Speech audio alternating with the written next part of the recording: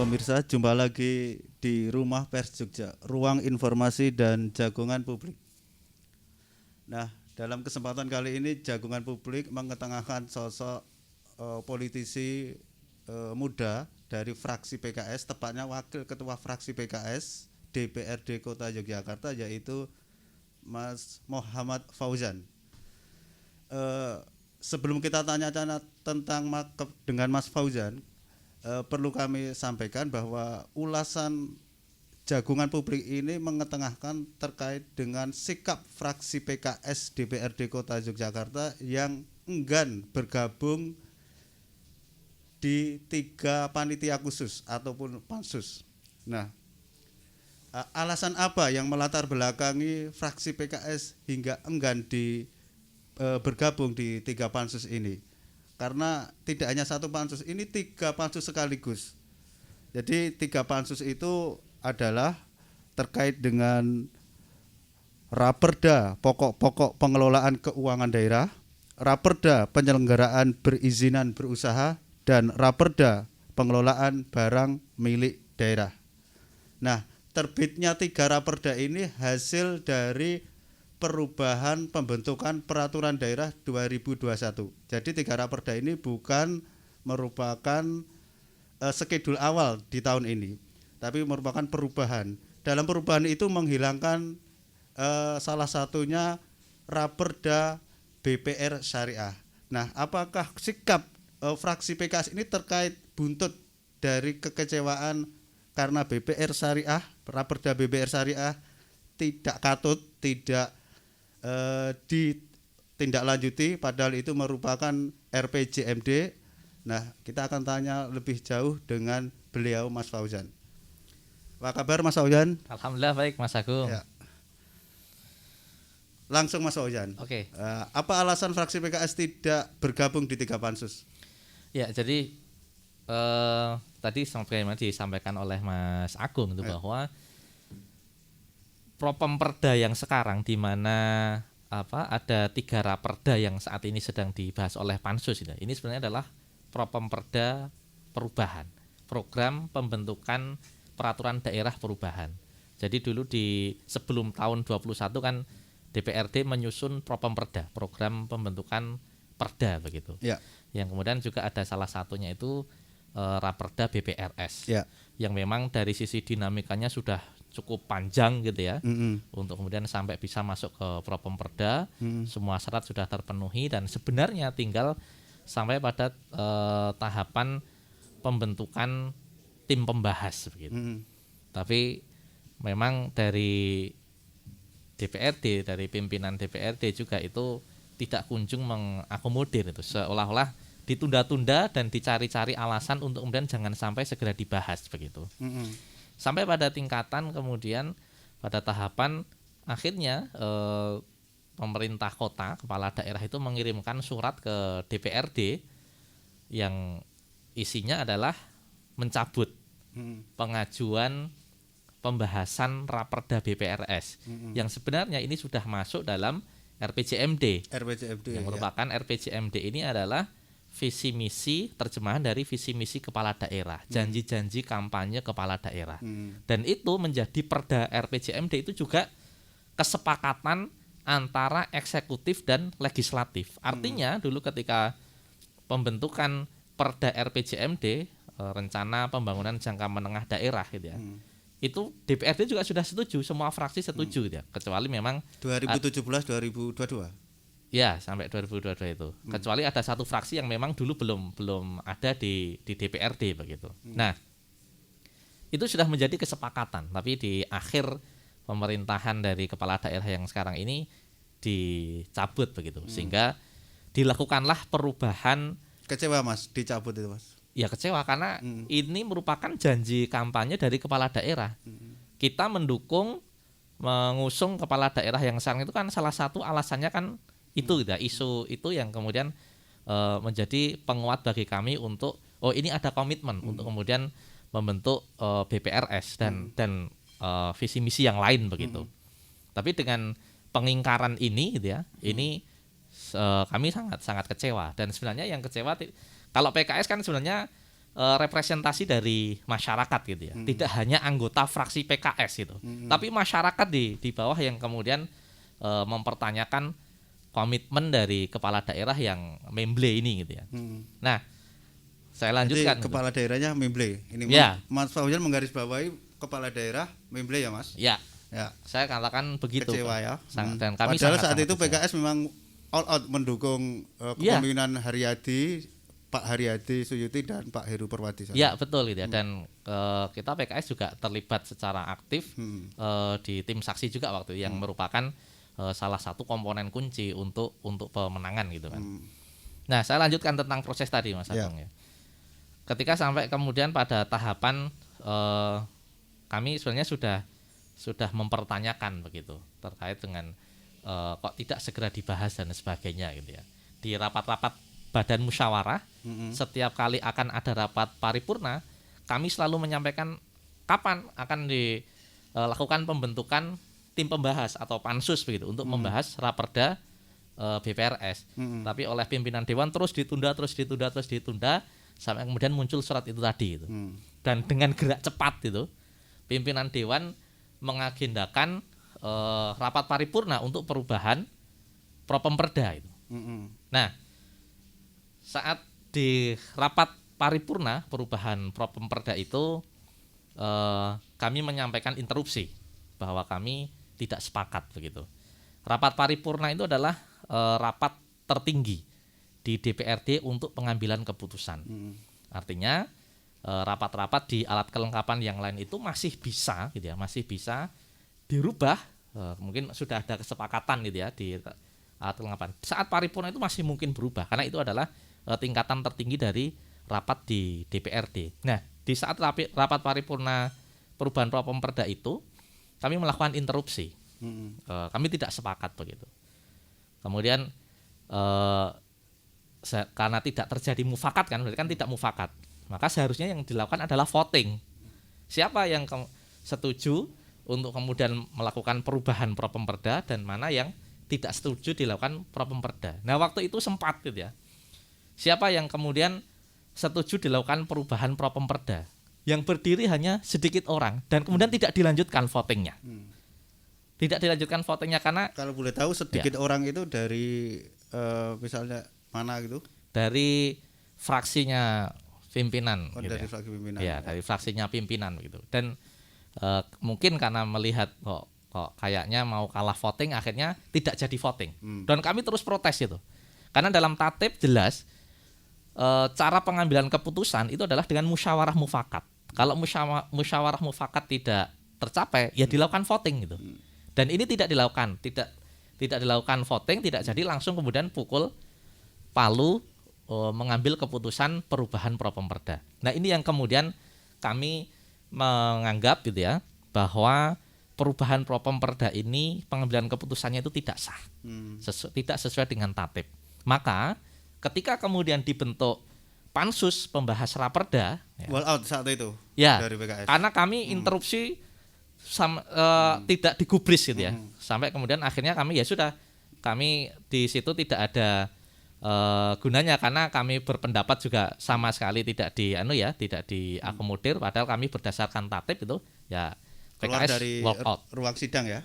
Ya, dari fraksi PKS kita walk out begitu.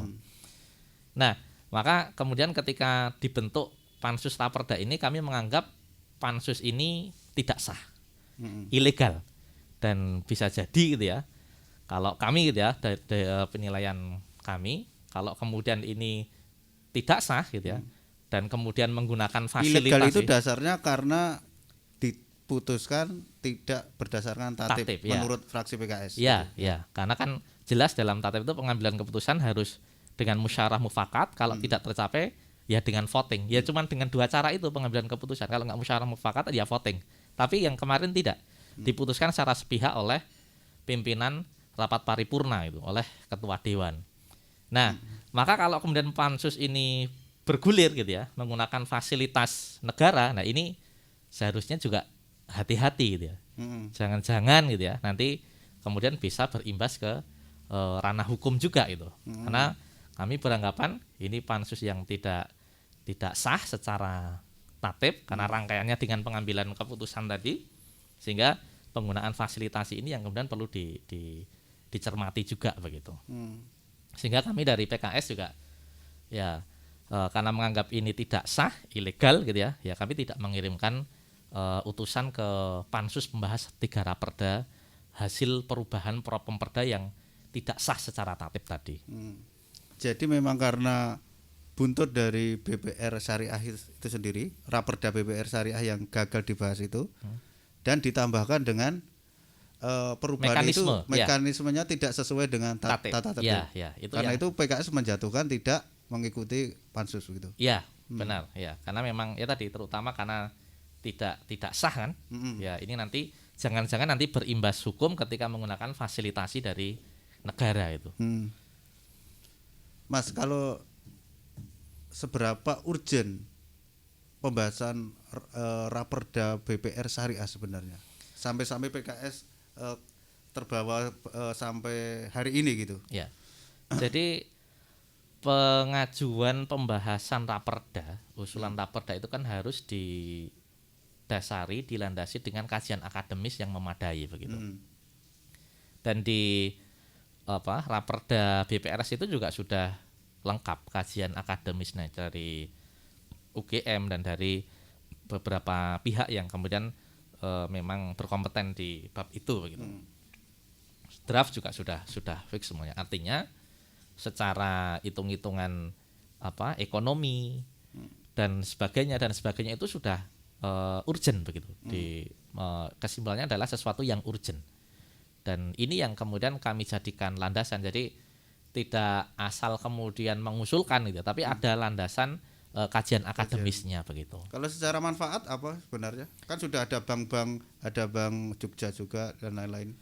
Ini ceruk syariah ini kan ceruk tersendiri, Mas. Jadi ini juga bagian dari mengakomodir kebutuhan dari warga masyarakat Kota Jogja yang tidak firm dengan model perbankan konvensional. Artinya kan semua warga Kota Yogyakarta kan memiliki hak yang sama, termasuk dalam akses perbankan. Ada yang kemudian tidak cocok dengan yang konvensional, ya harusnya Pemkot ini juga menyediakan yang yang syariah begitu. Dan ini ceruk bisnis tersendiri sebenarnya, selain memang memenuhi hak dari warga masyarakat Kota Yogyakarta begitu. Nah, karena ceruk tersendiri sudah ada Bank Jogja gitu, yang konvensional, artinya ini kan secara ekonomi menguntungkan. Terus kemudian mungkin berkembang pertanyaan, lu kan sudah ada BPD Syariah, sudah ada bahkan sekarang bank-bank syariah itu banyak yang di tingkat nasional di merger jadi BSI ya, Bank Syariah Indonesia. Loh, ini justru lebih menguntungkan lagi ketika kita pemerintah Kota Jogja itu memiliki BUMD BPR Syariah. Kenapa? Nah, kita coba perhatikan ya. Di perbankan itu dana dari nasabah yang dijamin oleh LPS itu maksimal 2 miliar. Maksimal 2 miliar. Nah, ketika ada nasabah yang memang memiliki dana yang besar, selama ini mungkin dia split dananya, di share di beberapa bank syariah. Kemudian bank syariah itu digabung gitu ya. Nah, dia kan sebenarnya butuh wadah, butuh tempat untuk menyimpan dananya, untuk menyebar dananya supaya yang dijamin oleh LPS itu bisa maksimal begitu. Nah, munculnya BPR Syariah di Kota Yogyakarta ini menjadi sebuah pilihan yang menarik sebenarnya. Nah, sehingga dengan argumen macam-macam gitu ya, dengan argumen apapun ya, berdasarkan kajian akademis tadi memang ini sesuatu yang urgent sebenarnya. Dan daerah-daerah lain ada yang sudah melaksanakan itu ya? Ada ya. Di DIY? Kalau di DIY itu di Sleman kalau nggak keliru, Mas. Saya kurang jelas seperti apa. Karena masing-masing kan juga memiliki prospek tersendiri ya. Tapi kalau di Kota Yogyakarta memang berdasarkan kajian akademis itu sangat potensial begitu. Masih punya harapan BPR Syariah Raperda ini suatu saat akan dibahas tahun depan atau sudah putus harapan? Kalau harapan itu tetap harus ada, Mas ya. Karena ini semua kan proses politik ya, proses politik. Kalau era sekarang sudah Kalau putus yang harapan. periode sekarang kayaknya berat Mas. Berat. Kayaknya berat. Tapi ya kita tidak tahu ya semuanya itu kan yang namanya politik itu kan komunikasi gitu kan. Nanti seperti apa dinamikanya, tapi harapan tetap kami jaga gitu. Walaupun entah kapan itu kemudian akan terrealisir begitu. Sikap fraksi PKS yang sendirian ini hanya ingin bukan asal beda saja atau sekedar ingin pencitraan, Mas? Kalau kami memandang ini sebagai bentuk komitmen, karena kami di PKS ini membawa aspirasi dari masyarakat, yang kemudian kemarin juga menitipkan kepercayaannya kepada kepala daerah yang sekarang, gitu ya. Nah, itulah yang kemudian komitmen yang dipercayakan kepada kami itu yang kami jaga, walaupun kami harus sendirian, walaupun kami beda dengan yang lain, tapi inilah bukti komitmen PKS begitu. Tapi artinya secara kolektif semua fraksi terkecuali PKS ya, semua setuju dengan 3 pansus itu. Artinya kan memang ini sudah kolektif. Apakah bukan pengingkaran dari yang semestinya mengedepankan sikap untuk semua gitu, yang lebih besar gitu? Jadi kalau banyak itu kan belum tentu benar gitu ya, karena kita mendasarkan bahwa aturan main di dewan itu ya dengan tatib begitu. Ketika memang tidak sesuai dengan tatib, ya ini melanggar dan bisa jadi membahayakan begitu. Dan tidak boleh hal semacam ini dibiarkan terus-menerus. Walaupun kami yang kemudian harus beda sendiri, tapi kami memberi contoh. Inilah komitmen bahwa ada aturan main yang dilanggar, kami tidak mau ikut-ikutan melanggar walaupun yang lainnya melanggar. Output politiknya apa, Mas, sebenarnya? Kok ini getol sekali dari fraksi PKS sampai tidak mengirimkan delegasi di 3 pansus? Kalau output politik nanti biarkan masyarakat yang kemudian menilai. Tapi yang jelas kami bersikap dari PKS itu adalah bukti komitmen. Bukti komitmen. Ya, komitmen untuk kemudian menunaikan aspirasi atau amanat dari masyarakat itu sampai maksimal begitu. Nah, ketika kemudian nanti masyarakat mau menilai seperti apa, silakan. Tapi yang jelas ya ini bentuk komitmen dan kami ingin menunjukkan bahwa yang benar itu ya jangan sampai ditabrak begitu. Yang sesuatu yang walaupun harus sendirian, Mas. Ya. Kalau melihat dari sisi waktu, ini pandangan dari fraksi PKS. Ya. Kira-kira ini udah menjelang akhir tahun. Pembahasan 3 raperda itu cukup nggak?